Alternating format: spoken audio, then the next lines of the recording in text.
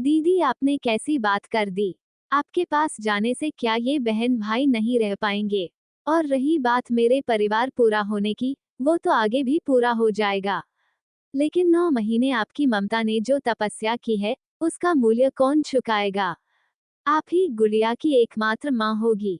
सुम्मी बुलाते थे सब उसको प्यार से। सुषमा नाम तो सिर्फ स्कूल में ही सुनती थी वह।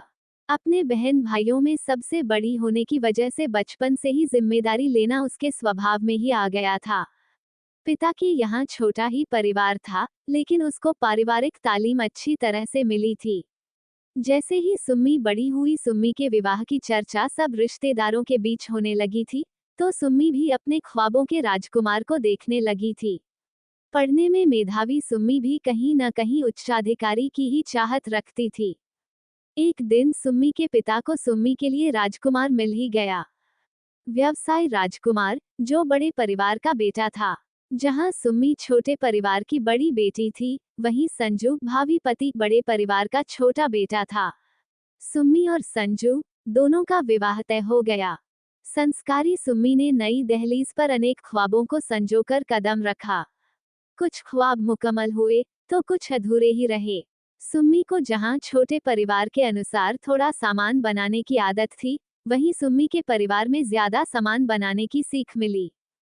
नई बहू के आने से न केवल बच्चे खुश थे, बल्कि उसके संस्कारों ने उसके बुजुर्ग सास ससुर को भी गांव से शहर ही बुला लिया था। शुरू में भीड़ महसूस करने वाली सुम्मी बड़े परिवार में सामंजस्य बिठाने लग गई थी।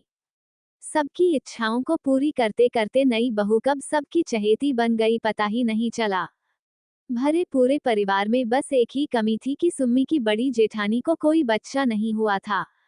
मातृत्व सुख से वंचित सुम्मी की जेठानी मीना अक्सर उदास हो जाया करती थी।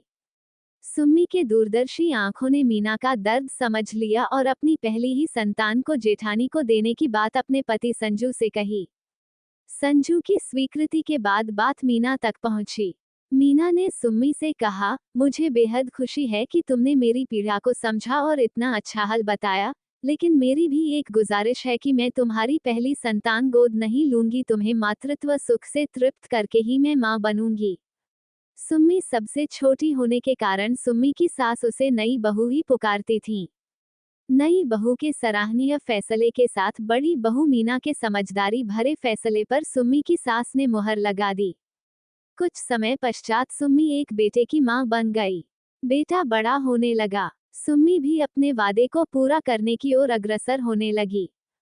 सुम्मी दोबारा मां बनने वाली थी।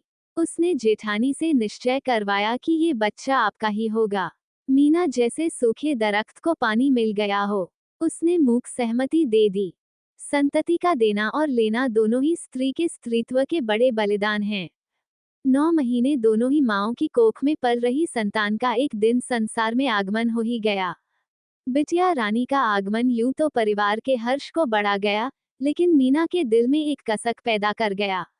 उसने सुम्मी से कहा, देखो सुम्मी, तुम्हारा परिवार पूरा हो गया है। मुझे लगता है गुड़िया को तुम्हें ही रखना चाहिए। बहन को भाई और भाई को बहन भी मिल जाएगी। सुम्मी ने भरी आंखों से कहा, दीदी आपने कैसी बात कर दी। आपके पास जाने से क्या ये बहन भाई नहीं रह पाएंगे। और रही बात मेरे परिवार पूरा होने की, वो तो आगे भी पूरा हो जाएगा। लेकिन 9 महीने आपकी ममता ने जो तपस्या की है, उसका मूल्य कौन चुकाएगा। आप ही गुड़िया की एकमात्र माँ होगी। भावविभोर होकर मीना ने गुड़िया को सीने से लगा लिया। ममता से वर्षों से सूखे स्तनों में मानो दूध का अविरल प्रवाह बह गया हो। देवरानी जेठानी गले लगकर प्रेम के अथाह सागर में डूबने लगीं। सुम्मी की सास की अनुभवी आंखें दोनों बहुओं का आपसी स्नेह और नई बहू की नई पहल पर बलिहारी जा रही थीं।